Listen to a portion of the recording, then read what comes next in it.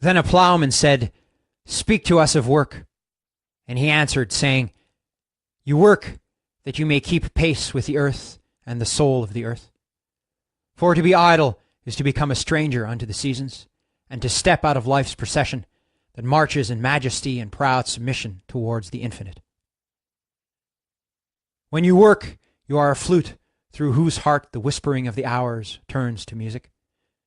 Which of you would be a reed, dumb and silent, when all else sings together in unison? Always you have been told that work is a curse and labor a misfortune. But I say to you that when you work, you fulfill a part of earth's furthest dream, assigned to you when that dream was born. And in keeping yourself with labor, you are in truth loving life. And to love life through labor is to be intimate with life's inmost secret. But if you in your pain call birth an affliction, and the support of the flesh a curse written upon your brow, then I answer that naught but the sweat of your brow shall wash away that which is written. You have been told also that life is darkness, and in your weariness you echo what was said by the weary. And I say that life is indeed darkness, save when there is urge. And all urge is blind, save when there is knowledge. And all knowledge is vain, save when there is work. And all work is empty, save when there is love. And when you work with love, you bind yourself to yourself, and to one another, and to God. And what is it to work with love? It is to weave the cloth with threads drawn from your heart, even as if your beloved were to wear that cloth. It is to build a house with affection, even as if your beloved were there to dwell in that house. It is to sow seeds with tenderness and reap the harvest with joy, even as if your beloved were to eat the fruit. It is to charge all things you fashion with the breath of your own spirit, and to know that all the blessed dead are standing about you and watching.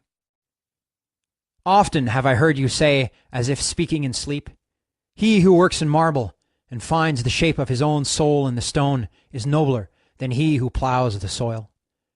And he who seizes the rainbow to lay it on a cloth in the likeness of man is more than he who makes the sandals for our feet."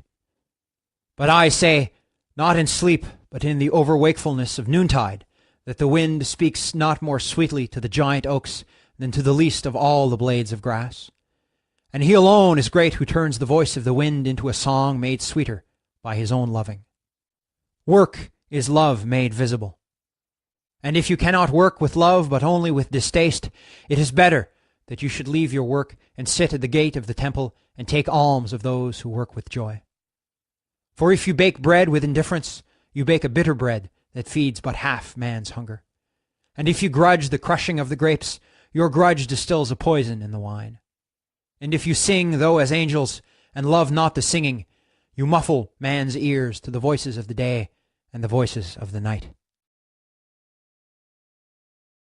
Then a woman said, "Speak to us of joy and sorrow." And he answered, "Your joy is your sorrow unmasked.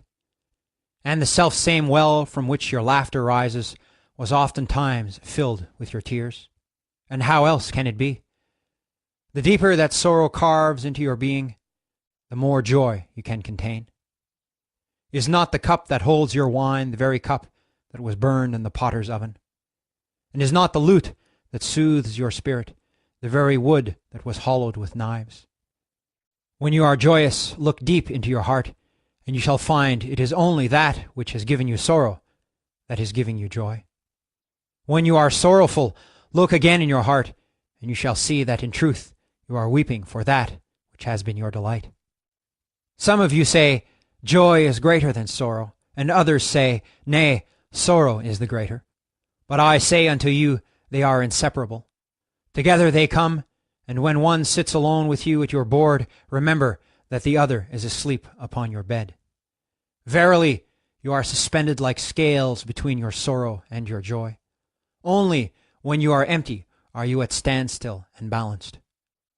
When the treasure-keeper lifts you to weigh his gold and his silver, needs must your joy or your sorrow rise or fall.